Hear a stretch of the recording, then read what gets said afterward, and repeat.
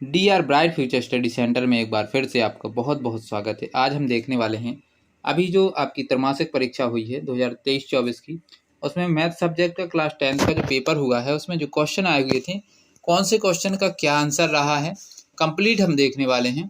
तो इस वीडियो को एकदम अंत तक देखिएगा और इसमें जो क्वेश्चन आए हुए हैं वो अपना पेपर उठा लीजिए और पेपर में मिलाइए कि आपने कितने क्वेश्चनों के आंसर सही लिखे हैं और कितने क्वेश्चनों के आंसर गलत लिखे हैं। तो आपको उसका अंदाज़ा हो जाएगा कि आपने कितने क्वेश्चन जो है सही किए हैं। तो चलिए हम आपको स्टार्ट कर देते हैं। पहला से जो क्वेश्चन है, पहले क्वेश्चन में पूछा गया था सही विकल्प चुनकर लिखिए। तो सही विकल्प चुनकर लिखिए में पहला ही क्वेश्चन दिया है आपका, वो क्या दिया गया है आप देख सकते हैं कि संख्या 26 और 91 का HCF क्या है ना। तो इसका जो HCF मतलब मासा है इसका 13 है ना। निकालना चाहे तो आप निकाल भी सकते हैं। दूसरा नंबर क्वेश्चन है, किसी AP के प्रथम दो पद -3 एवं 4 हैं, इसका 21वां पद क्या होगा। तो इसका 21वां पद जो होगा आपका 137। आपको निकालना चाहे तो निकाल भी सकते हैं, बाकी यदि मैं निकालता हूं तो काफ़ी बड़ा वीडियो हो जाएगा है ना। तो समय का थोड़ा कंट्रोल करते हुए केवल आपको आंसर से देखना है अभी, है ना। और यदि आप लोगों का कमेंट रहा तो इनको डिटेल से एकदम पूरा एक सॉल्व पेपर की तरह भी बता सकते हैं, लेकिन यदि आप लोगों का कमेंट रहा तो ठीक। तीसरा क्वेश्चन है, बहुपद x² माइनस के 3 के शून्यक होंगे, तो इसका क्या है right answer. Option number plus minus root के 3 इसका सही आंसर है। चौथा है, 3 के प्रथम 5 गुणकों का योग क्या है। तो प्रथम 5 गुणकों का जब योग निकालेंगे तो 45 मिलेगा। पांचवा क्वेश्चन है वैकल्पिक क्वेश्चन, द्विघात बहुपद ax² plus bx plus c के शून्यक अल्फा और बीटा हों तो अल्फा प्लस बीटा का में संबंध क्या होगा। अल्फा प्लस बीटा बराबर जो होता है शून्यकों का योग वो होता है -b/a। इसका 7 नंबर सही हो जाएगा। छठवां क्वेश्चन है, एक समांतर श्रेणी AP में a21 माइनस a7 बराबर 84 है, तो सार्वधातुक क्या होगा। इसका भी आपको जो राइट आंसर है वो 6 है।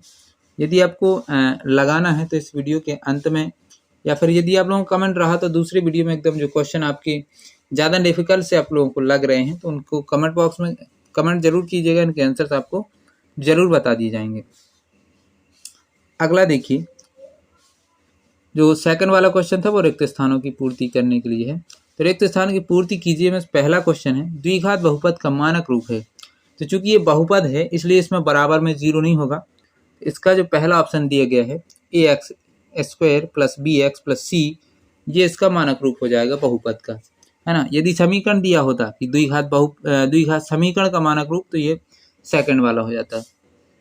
दूसरा क्वेश्चन है, रैखिक बहुपद के अधिकतम खाली स्थान शून्यक हो सकते हैं। तो रैखिक बहुपद में जो चर की घात होगी वो 1 होगी, इसलिए शून्यक भी उसके कितने निकलेंगे, केवल 1 शून्यक निकलेगा। रूट p, जहां p एक अभाज्य संख्या होती है, एक खाली स्थान संख्या कहलाती थी, एक परिमेय संख्या अपरिमेय संख्या कहलाती है। यदि रूट के अंदर कोई अभाज्य संख्या लिखी हुई है तो उसको हम क्या बोलेंगे, हमेशा अपरिमेय संख्या बोलेंगे। सभी वर्ग खालिस्तान होते हैं, तो सभी वर्ग समरूप होते हैं, है ना। सभी के सभी वर्ग समरूप होते हैं, ये आपको पता होना चाहिए।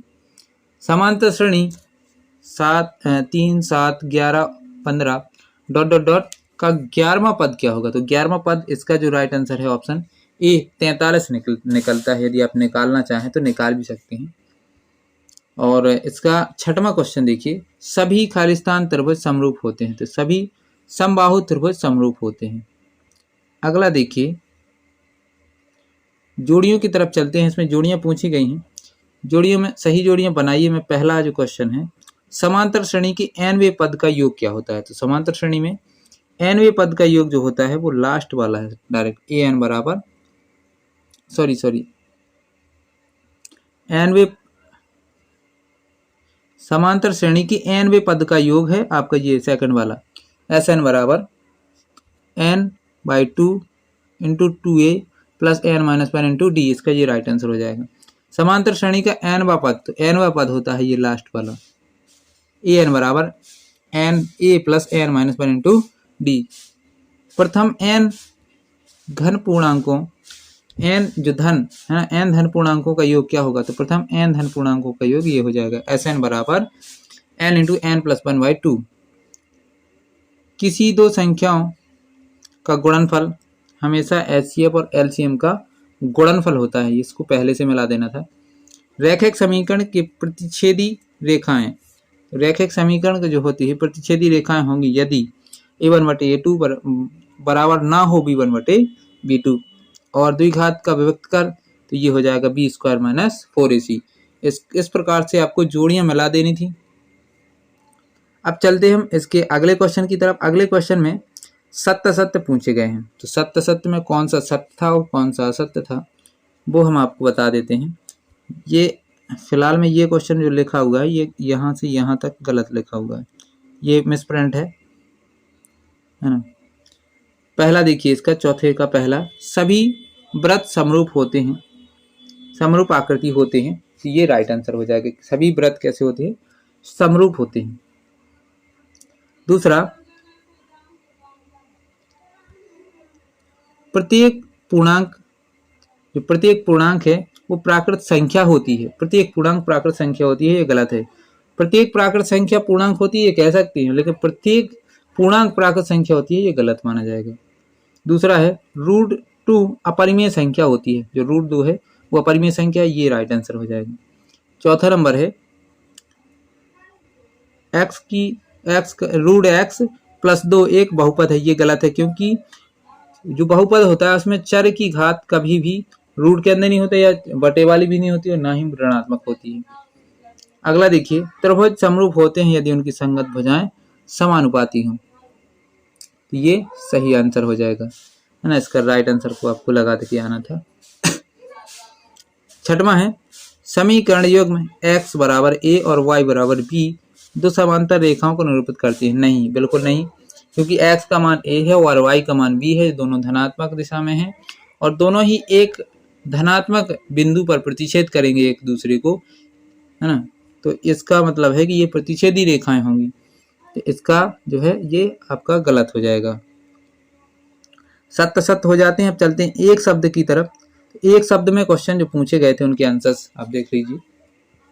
पहला जो क्वेश्चन है, यदि ax² plus bx plus c equal 0 के शून्यक अल्फा और बीटा हो तो अल्फा इंटू बीटा का मान क्या होगा। तो जो अल्फा और बीटा है इनका जो गुणनफल होता है वो क्या होता है, c/a होता है। c/a कैसे, अचर पद का गुणांक बटे या फिर अचर पद बटे x² का गुणांक, मतलब c/a डायरेक्ट हम लिख सकते हैं। जो दूसरा क्वेश्चन था, एक शब्द में 5, 10, 15 का 7वां पद कौन सा होगा। तो इसका जो 7वां पद होगा हर बार आपको क्या करना था, 5 5 जोड़ते जाना था, तो 35 हो जाएगा इसका। 5 5 10, 5 3 15, 5 4 20, 5 25, 5 6 30, 5 7 35, क्योंकि 5 5 का अंतराल है, समांतर श्रेणी है और 5 5 का अंतराल है, इसलिए हर बार जो डी का मान है 5 5 है, तो 5 5 जोड़ते जाते तो 35 मिल जाना था आपको। तो इसका जो राइट आंसर था वो 35 भर देना था आपको। तीसरा क्वेश्चन है, समरूप त्रिभुज की शर्तें लिखिए। तो समरूप त्रिभुज की आपको शर्तें लिखनी थी कि दो त्रिभुज समरूप होते हैं यदि, पहला नंबर डाल के, यदि उनके संगत कोण बराबर हों, और दूसरा नंबर डाल के लिखना था आपको यदि उनकी संगत भुजाएं समानुपाती हों। द्विघात समीकरण के मूल बराबर होते हैं यदि विभक्तकर का मान कैसा हो, विभक्तकर d बराबर 0 मान यदि मिल जाए, तो इसमें क्या बनना था, विभक्तकर बराबर 0। द्विघात समीकरण के मूल बराबर होते हों तो विभक्तकर का मान 0 होता है।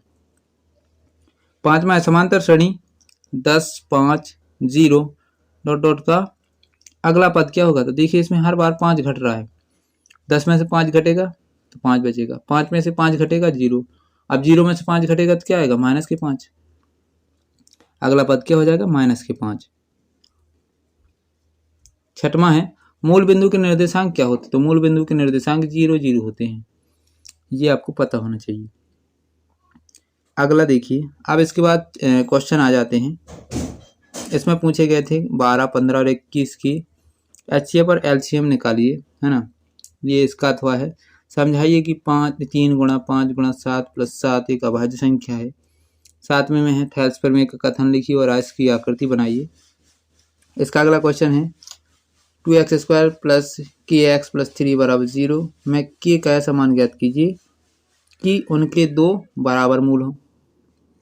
अगला क्वेश्चन है ये देखिए -10 -6 -2 डॉट डॉट डॉट समांतर श्रेणी का सारवंतर ज्ञात कीजिए। सारवंतर तो बिल्कुल सरल था।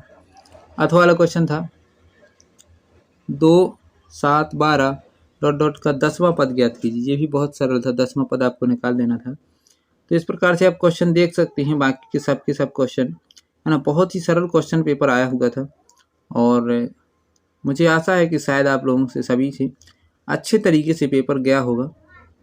और यदि आप थोड़ी सी मेहनत करते हैं तो आपके एकदम अच्छी परसेंटेज मैथ में खिंच सकती है।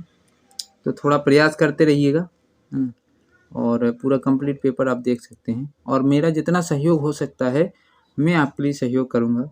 और थोड़ा सा सपोर्ट आप लोगों का चाहिए कि इस वीडियो को लाइक कीजिए और इस चैनल को सब्सक्राइब करके रखिए। बेल आइकन को ज़रूर दबा के रखिए ताकि जैसे ही मैं कोई नया वीडियो आपके लिए प्रोवाइड करता हूं तो उसका नोटिफिकेशन आपके पास पहुंच जाए। और अपने दोस्तों में इस वीडियो को शेयर कीजिए ताकि वो लोग भी अपना पेपर मिला सकें। और कितने नंबर आए हुए हैं वो कमेंट बॉक्स में ज़रूर कमेंट कीजिए कि इन 25 क्वेश्चनों में से 25-30 क्वेश्चन जो आपके वैकल्पिक क्वेश्चन दिए गए थे इनमें से कितने नंबर आपके आए हुए हैं ये ज़रूर बताइएगा कमेंट बॉक्स में। तो आज के लिए इतना ही, मिलते हैं अगले वीडियो में और एक अगले पेपर के साथ। बहुत बहुत धन्यवाद।